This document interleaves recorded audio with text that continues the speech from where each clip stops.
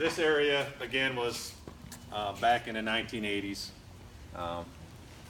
We're pretty self-sufficient. You know, there's times where we're going to run into stuff where we don't have it on the shelf, and American Water is great. They work with us, and we work with them.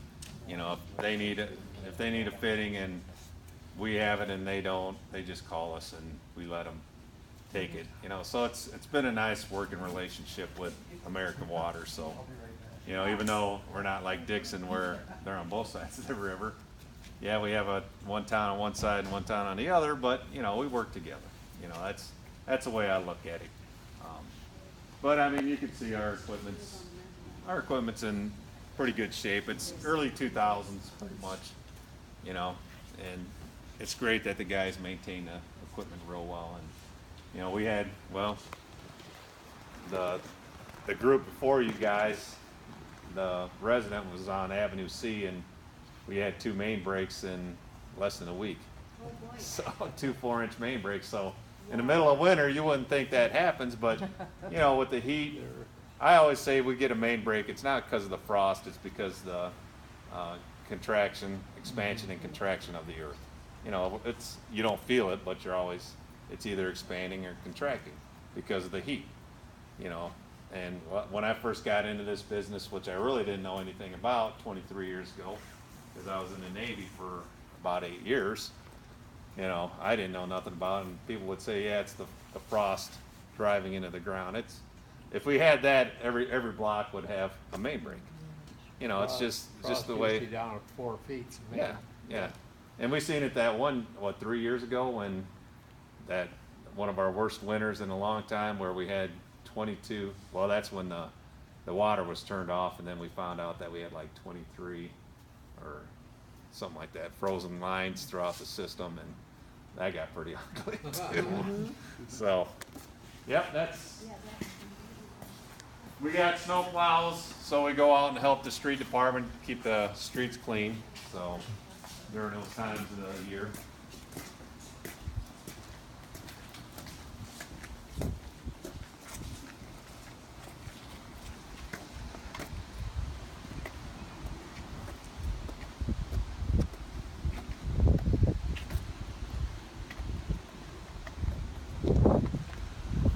We won't walk all the way out there, but our last project, this well house used to be well number 4. Well, we did so much rehabbing on it, I didn't want to spend another $40,000-$50,000 on it about every 5 years. So we decided we'd go out and drill a new well number 7. That's the wellhead over here. And it's basically, we don't have no shelter over it, but we run pipe around here and use the old well house. And saved a lot of money there, to the point where we're doing a 10-year payback at just over $1,000 a month, and we didn't even have to raise rates for it. So that was a plus. Kind of threw that up a lot of times just to make sure, you know, the newspaper understood that, you know. And also the EPA gave us a break on the interest payment back on it too. So like I said, we're only paying about $200,000 back on it in a 10-year payback. So by the time I get close to seeing the light at the end of the tunnel, we'll have that paid off. So I don't think we'll ever get rid of our debt line item, but you know, because there's always constantly upgrading. You know, this tower was here back in 1961. The well house that we abandoned, the well there, that was late 70s. This well 5 over here, or excuse me, the well 4 was 1988. The well 5 was 1991, and you can see the one that I told you in the filter room, that's been there since 1961. Now it's supposed to be all the same aquifer. You'd think we'd have to retire that one, but you're only a couple 100 feet away, and this one's still pumping better than, and in a couple weeks we'll be rehabbing this well over here. So hopefully we've moved this over to where well 2 is kind of in the same area, and hopefully we get that to last another 50, 60 years. You know, that's kind of how I'm looking at it, because now I'm looking at, since I'm getting to see that light at the end of the tunnel, I'm looking for the future to make sure the next guy is set up and ready to go and not, man, I got all these things and I'm stuck with. So if anybody would like to go see what's in the tower, we could take a walk over there. But be careful, it's a low kind of, I've hit myself many a times in the head, so be careful. Well, back when I was in Dillon school, running around, I actually was running around the tower because there was no fence line. I always wondered what it is in here, so we allow the second graders to come in from Dillon to take a tour, and they always want to know where the water's at. Well, maybe you can tell the water's not here.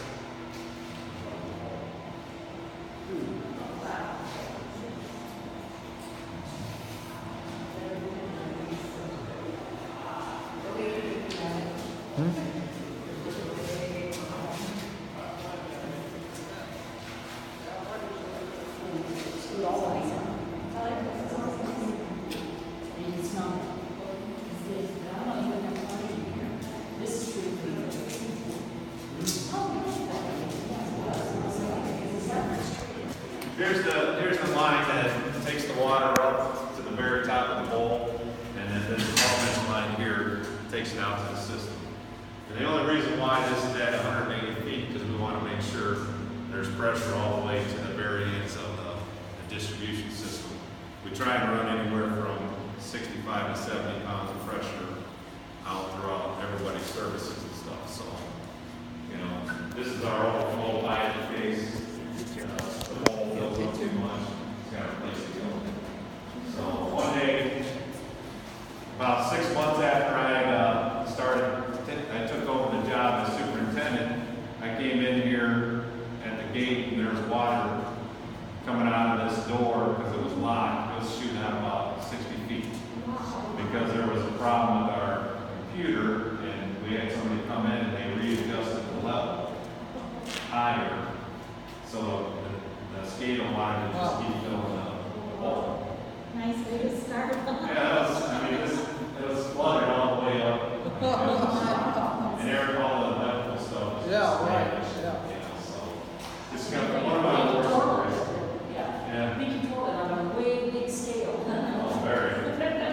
Yeah, it's like, oh, really? Just really wanting this. All right, watch your head when you go out and look at the Can you see the lights? See the lights all going up there? Yeah. If you can get just the perfect. Okay, yeah. You can see all the way up. Oh, wow, that's way up there. No, there's one probably even higher. Yeah. Oh, yeah, I seen the light. And it's, Oh, when you catch me climbing that ladder. not me either. What you had.